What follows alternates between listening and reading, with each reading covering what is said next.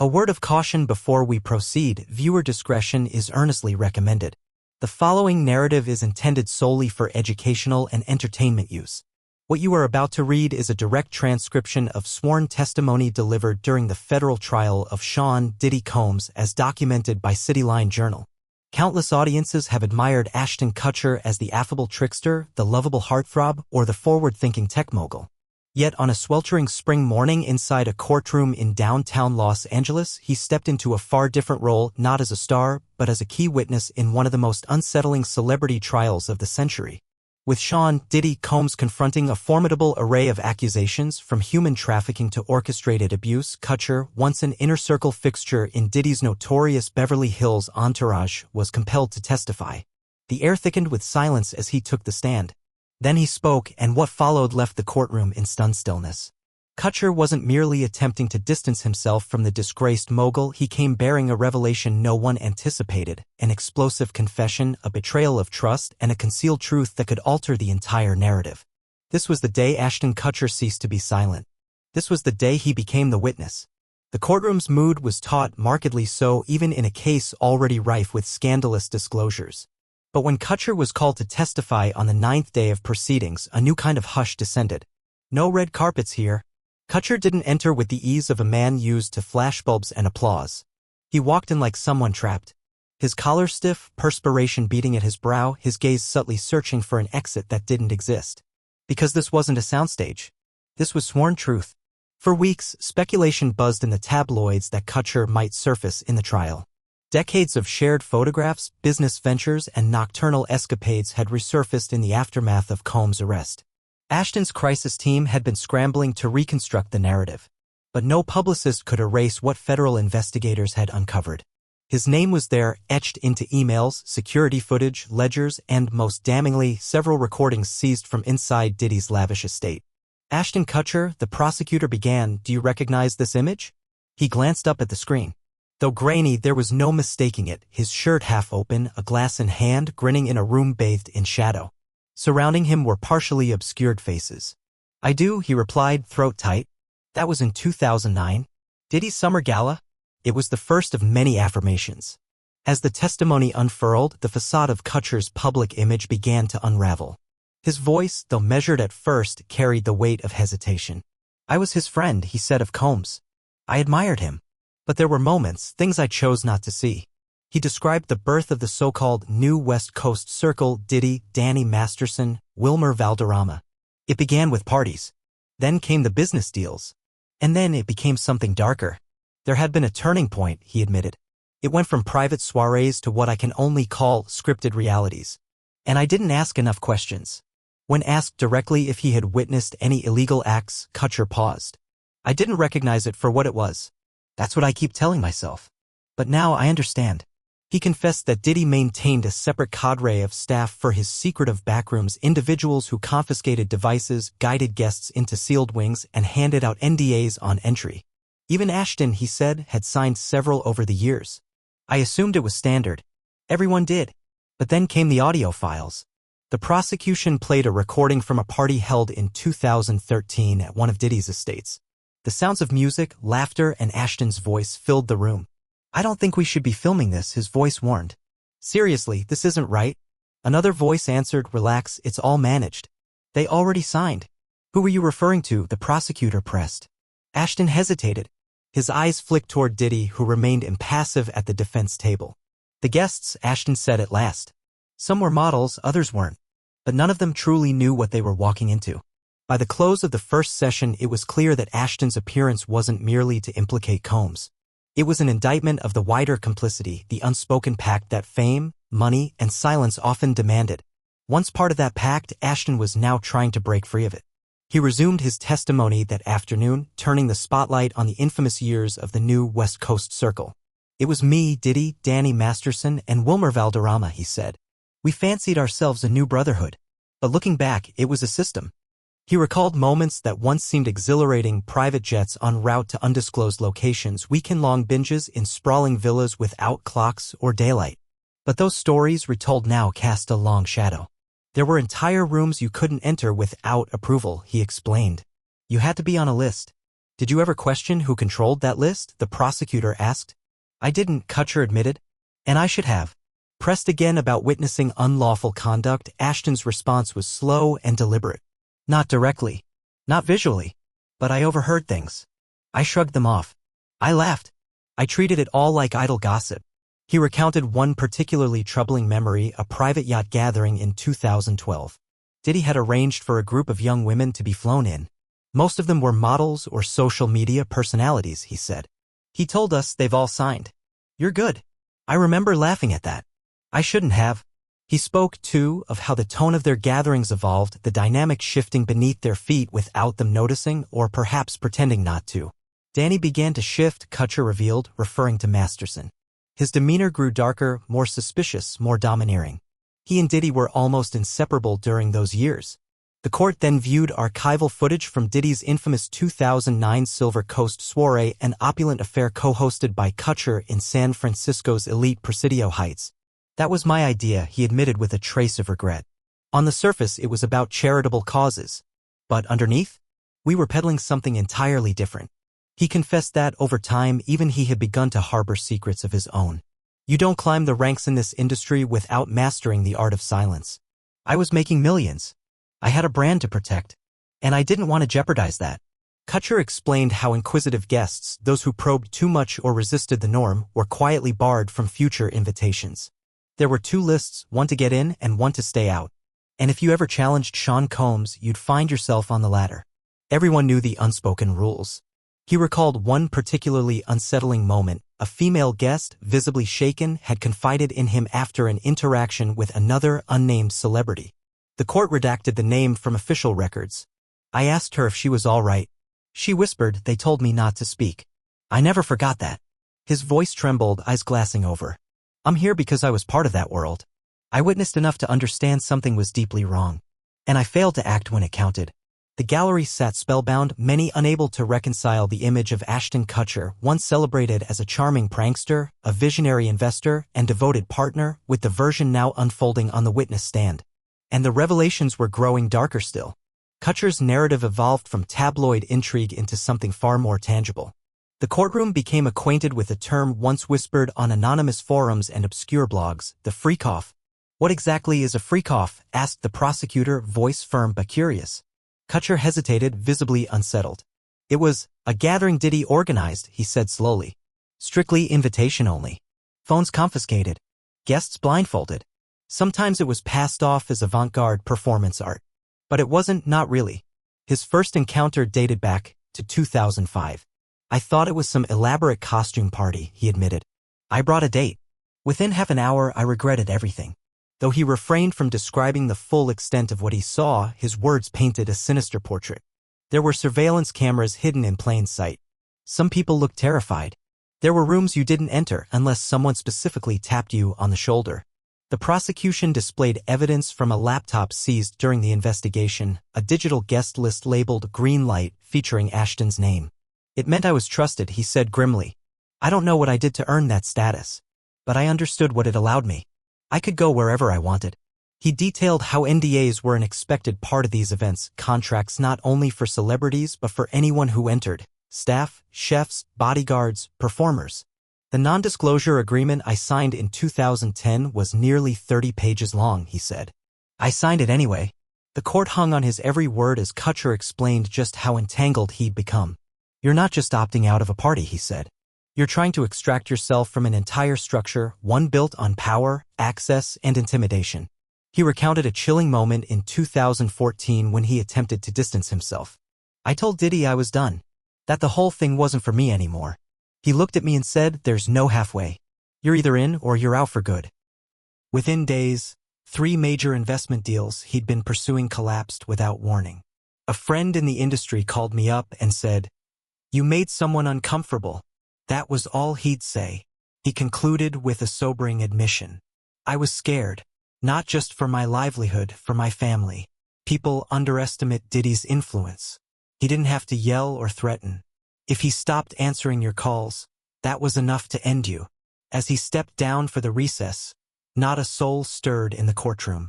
For the first time in decades, Ashton Kutcher was no longer protecting the illusion. He was confronting it, When proceedings resumed, the case pivoted. No longer focused on secluded soirees, the spotlight now fell upon the intricate web of business and capital that quietly sustained the empire Ashton Kutcher and Sean Combs had helped to build. This was about more than whispered rumors. It was about what bankrolled the shadows. Kutcher had cultivated a reputation as a visionary investor, someone who bridged Tinseltown with the tech corridors of San Mateo and Palo Alto. From micro-startups to major venture projects, his portfolio glistened with innovation. But as the prosecution followed the money trail, troubling connections surfaced. Many of his most notable ventures shared financial DNA with figures now mired in the Combs investigation.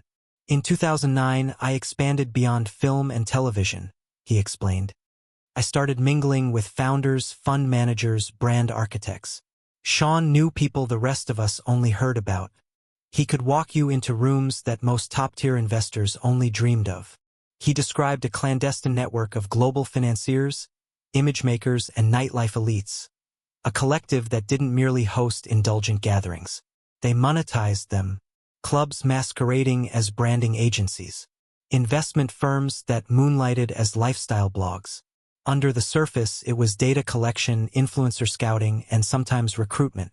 One figure kept surfacing, a mysterious financier whose name was never spoken aloud, but who appeared behind numerous shell ventures connected to Kutcher's deals. Wire transfers marked for event consultation often coincided with weekends of notorious private affairs. There were holding companies I didn't even understand, Ashton confessed. They told me it was for IP protection. But honestly, I think it was to obscure where the money was really coming from. Pressed on why he never investigated further, Ashton's voice dropped. Because the returns were strong. Because no one else was asking. Because I didn't want to be the one to ruin the party. The court was then shown a timeline. Kutcher's investments into a luxury tech co-working space in Vancouver, a nightlife-centric mobile app that burned through millions before vanishing, and a boutique branding firm registered in Malta, all tied to frozen accounts under federal suspicion.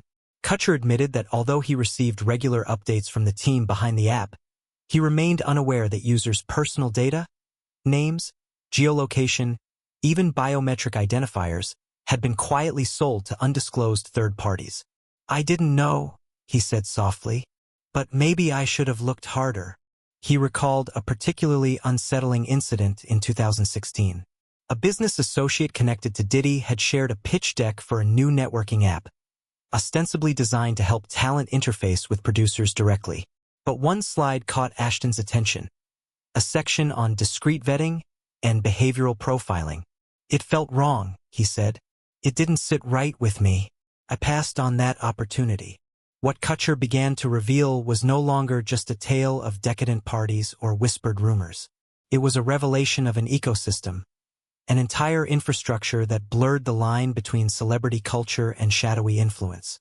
And woven into its fabric were household names, faces gracing magazine covers, clutching awards on gilded stages.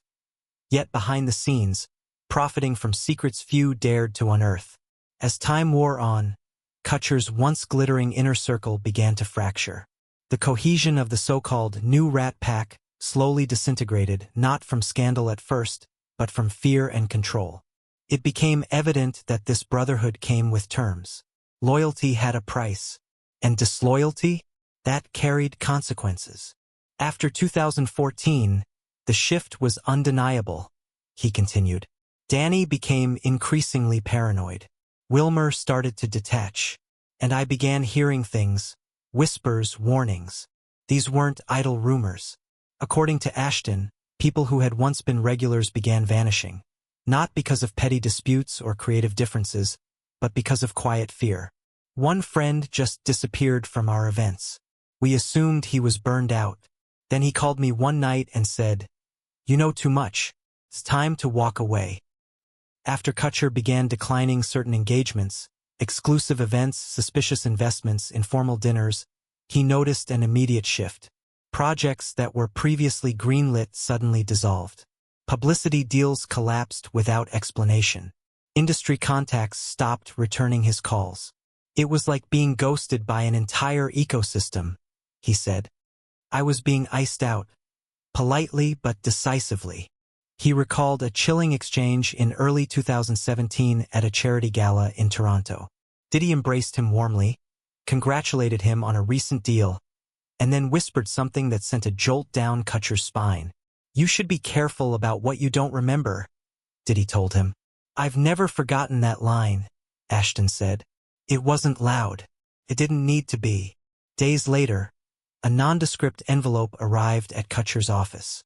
Inside was a USB drive containing footage from a 2012 gathering.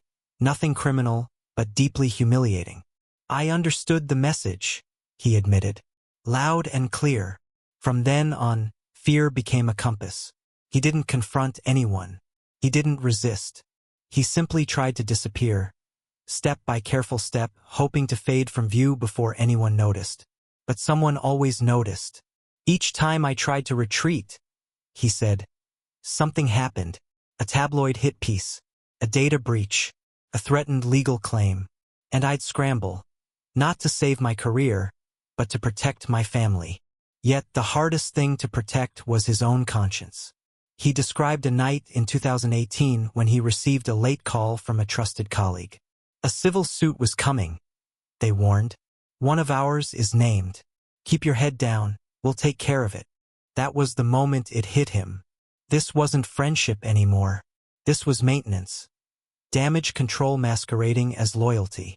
Ashton began taking steps to sever himself, quietly rerouting investments, restructuring ownership agreements, closing contracts. But even as he stepped back, the shadow remained. Diddy's name continued to surface, spoken with reverence in startup circles, invoked casually at high-end networking dinners. Founders dropped cryptic hints about private backers and legacy connections. And all Kutcher could do was nod, pretend, and play along. "It felt like trying to outrun a shadow I helped create," he confessed. "And the worst part was knowing I helped build it."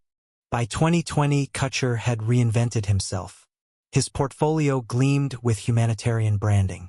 Media interviews were measured and warm. His family life was polished for public admiration.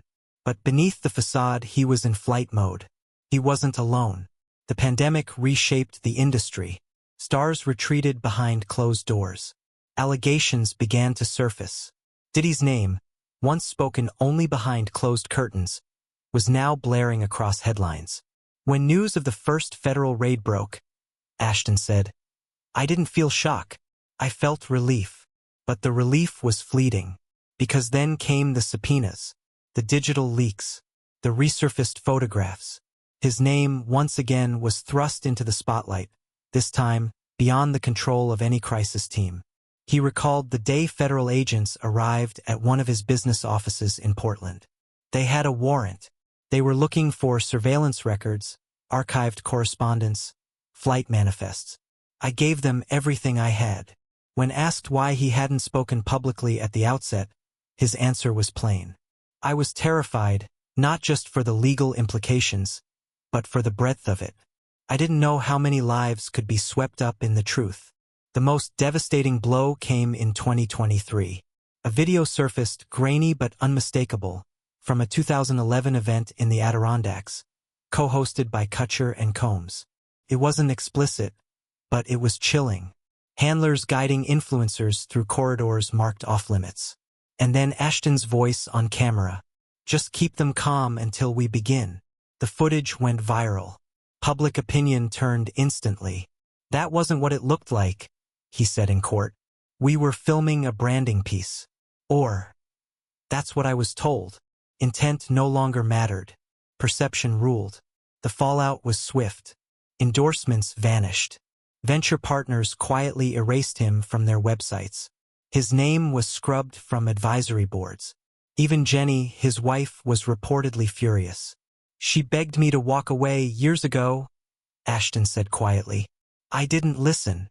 He described how his children began asking why strangers shouted outside their home, why vans with antennas camped across the street. "I found myself trying to explain things I couldn't even understand," he said, voice trembling.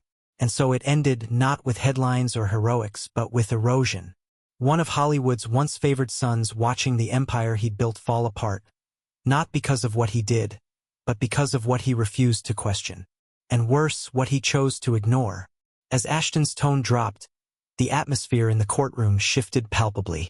The conversation turned to someone he once considered a brother, Danny Masterson. The tension was immediate. Everyone present understood Masterson's fate, convicted, sentenced. But what had never been heard before was just how tightly Danny was entwined in this web and how far-reaching the system built to protect him truly was. Nor had anyone grasped how deeply Ashton Kutcher had been involved. We rose up together, Ashton began quietly. We shared our careers on camera, sure, but off-screen too. The parties, the deals, even the investors. He described the era of that 70s show not just as a time of youthful stardom, but as the birth of something more insidious. Offset, they weren't just friends, they were architects of a power circuit. Danny was deep within the Church of Scientology. Ashton had the ear of venture capitalists. Diddy, meanwhile, held sway in fashion, music, and nightlife. Together, they formed a nexus designed not just to elevate but to suppress dissent.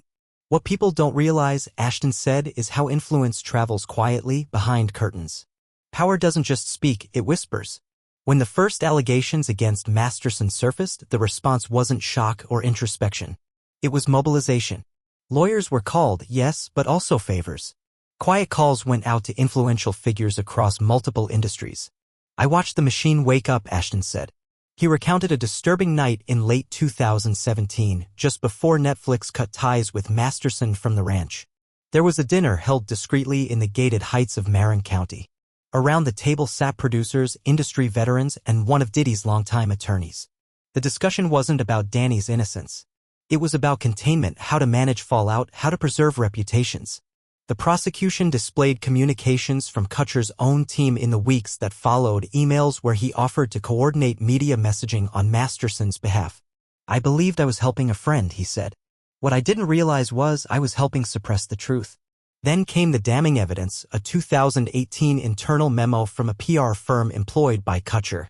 It outlined a strategy to saturate media feeds with positive headlines about Ashton, Diddy, and Masterson.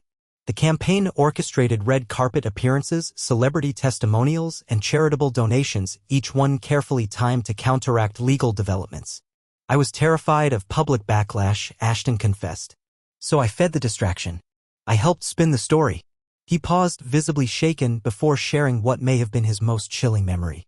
There was a phone call in 2019. Danny was spiraling. He said, if I go down, others go with me. When I asked who, he just said, you know who writes the checks. The meaning wasn't lost on him, nor on anyone in that room. By this point, the courtroom understood. Ashton wasn't merely a celebrity caught in someone else's orbit. He had stood close to the core, had seen the inner workings, and stayed quiet. He described an internal mechanism known only in whispers as the cleanup crew. It wasn't a single entity. It was a protocol, he explained. There were tiers: fixers, medics, lawyers, PR reps, drivers. If something happened, they knew how to erase it by sunrise. Sometimes literally. One example was seared into his memory, a luxury gathering abroad in 2015, somewhere along the Amalfi Coast. A guest suffered a medical episode, severe, unexplained. Within hours, she was gone, removed by private staff. By dawn, the room where she had collapsed had been redecorated. I saw the renovation plans, Ashton said. They refitted the entire wall with mirrored glass. Like it had never happened. He outlined a disturbing hierarchy of silence. First came payouts, then job offers, then, when neither sufficed, blacklisting. Some received luxury vehicles. Others, untraceable production credits. And some? They simply vanished from the scene. Financial evidence was introduced showing payments authorized from one of Ashton's shell companies to a crisis communications consultant, one who also happened to be retained for a Diddy-led fashion campaign during the same period. Why? The prosecution asked. Because I didn't know how to escape, Ashton replied. Because it was safer to comply than to confront it. By 2021, he had begun the process of extraction. Slowly, quietly. Disengaging from Diddy's network. Liquidating dormant brands. Scrubbing 10 years of personal data from cloud archives. But the more I disappeared, the more people asked why I was so quiet. He looked up, eyes weary. You ever tried deleting your past? He asked. The truth is someone always keeps a copy. One of the most haunting moments came next. In early 2022, his wife, Jenny, received a message, a photo of her with their children, overlaid with a quote from a legal document she had never seen before. It wasn't overt, Ashton said. But it was clear. A reminder that even if you leave the party doesn't leave you. And then, the reason he was there. Because I got tired, he said. Tired of erasing myself. Tired of living under the weight of what I didn't say. He sat in silence for a beat. The courtroom still. The media, the judge, even the defense, all listening. This isn't about salvaging a reputation, Ashton continued. It's about holding on to what little of myself is still worth saving. The final question came. If he had the chance, would he do anything differently? I would have walked away, he said without hesitation. Back in 2005, the first time the door closed behind me at one of those parties. I knew something was wrong, but I stayed. I smiled on red carpets. I pitched apps while others were getting hurt behind the scenes. He revealed that he had recently reached out to several of the victims, not to seek forgiveness, but to acknowledge the truth. I told them, I see it now, all of it. Then, turning to the judge, he concluded, Your Honor, if there's anything this court requires, emails, receipts, names, I won't resist. I've spent enough time defending the wrong people. The silence that followed wasn't empty. It was heavy, thick with the weight of everything said and everything implied. Even Diddy remained expressionless. Because in that moment, the courtroom was stripped of its glamour. It was no longer a chamber of stars and moguls. It had become a vault of reckoning, echoing with the truths they had all tried so long to conceal. Outside, the world was watching. Whether they viewed Ashton as a fallen idol trying to make amends, or just another well-dressed accomplice finally caught. One thing was no longer up for debate. The illusion had shattered, and what stood behind the myth of fame was darker than anyone dared to imagine.